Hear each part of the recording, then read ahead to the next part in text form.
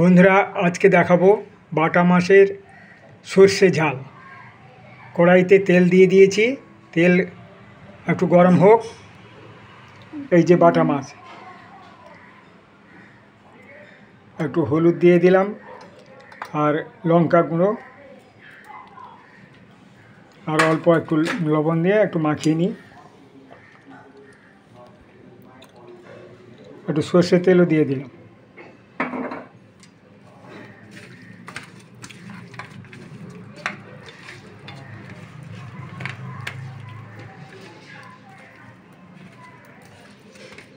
বাটা মাছগুলো একদম জ্যান্ত ছিল।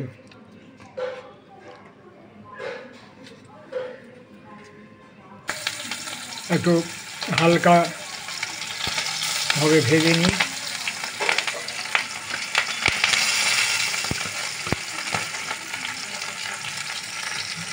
বাটা মাছে একটু কাঁটা থাকে, ছেলে খেতে চায় না, সেই জন্য একটা পোনা মাছের পিস দিয়ে দিলাম।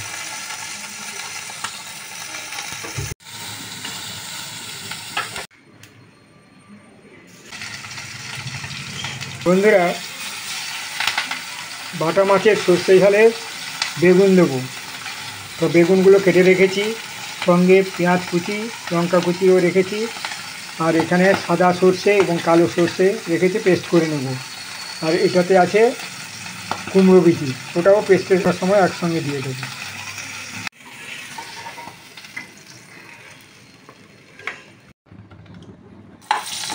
ওই তেলে বেগুনগুলো হালকা ভেজে নিচ্ছি।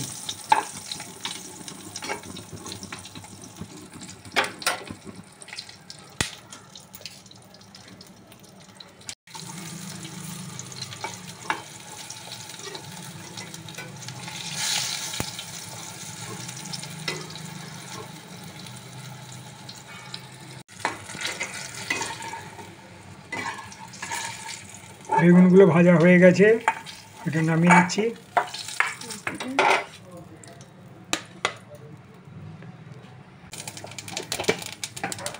কালো জিরে দিয়ে দিলাম, এরপর পেঁয়াজ,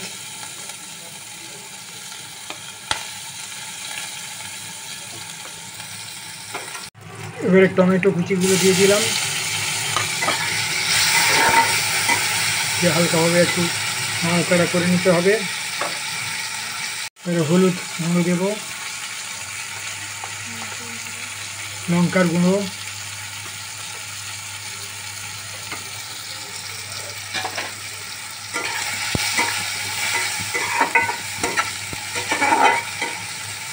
লঙ্কা দিয়ে দিলাম, দিয়ে ওতে ওই সর্ষে বাটা জলে গুলিয়ে রেখেছিলাম ওটা দিয়ে দিলাম।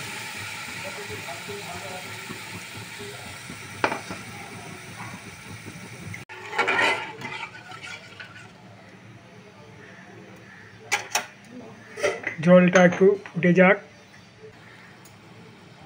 এটা ফুটে উঠলে ভেজে রাখা মাছ আর বেগুন দিয়ে দেব। এবার মাছগুলো পরপর দিয়ে দিচ্ছি।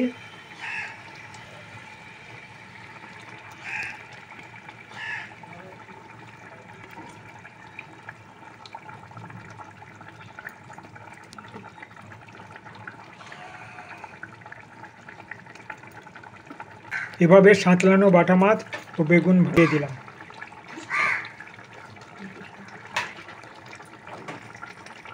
এটা ভালো করে একটু ফুটে যাক, তখন নামিয়ে নেব। বাটা মাছের সর্ষে ঝাল হয়ে গেছে, রঙটাও বেশ সুন্দর হয়েছে। আপনারা এভাবে ট্রাই করে দেখতে পারেন। ভালো লাগলে লাইক, শেয়ার ও কমেন্ট করবেন। সাবস্ক্রাইব করে আমাদের পাশে থাকবেন চ্যানেলটাকে এগিয়ে নিয়ে যাওয়ার জন্য।